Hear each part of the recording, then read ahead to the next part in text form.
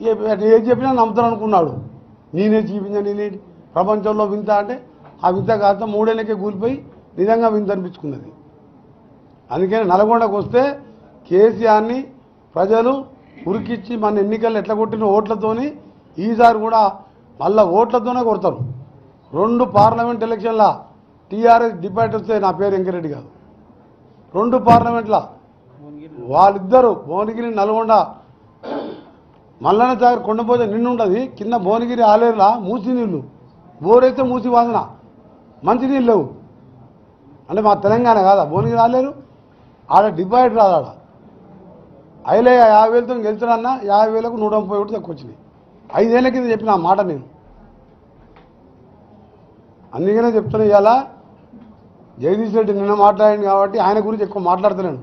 కేసీఆర్ త్వరలో వస్తుంది, పులి లేచిందాను. పులి లేదు, పిల్లి లేదు, మొత్తం దుకాణం బంద్ చేసుకొని మొత్తం మూటా ముళ్ళ చదువుకొని స్పెషల్ ఫైట్ రెడీ పెట్టుకుని ఇంకా స్పెషల్ ఫైట్ ఎందుకు రద్దు చేసుకుంటలేడు ఆయన? ఈ ప్రెస్ వాళ్ళు అడగాలి వాళ్ళని పోయి.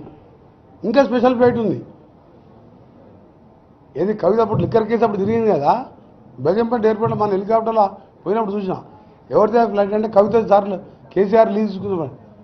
మాజీ ముఖ్యమంత్రి అంటే లీజ్ క్యాన్సల్ చేస్తలేడు. ఎందుకంటే ఎప్పుడో సార్ రాత్రి కూడా ట్రక్ పని లేచిపోతాను ఫ్యామిలీ ఇక దుబాయ్కి పోతే ఒకటి అరెస్ట్ చేయడు కదా.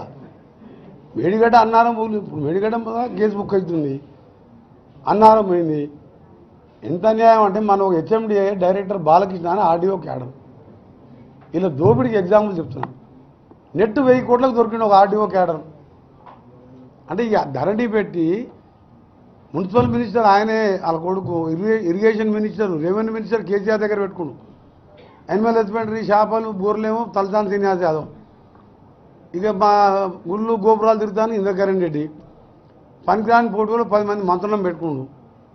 పైసలు వచ్చే పైసలన్నీ ఆయన దగ్గర పెట్టుకున్నాడు, దోసుకున్నాడు. కూడా హెచ్ఎండి డైరెక్టర్ దగ్గర 1000 కోట్లు ఆకు దొరుకుతుందా? ఇలా సోమేష్ కుమార్ది వారం రోజులు వస్తుంది చూడండి, 5,000 ఎకరాలు ఉంది ఆయన భూమి.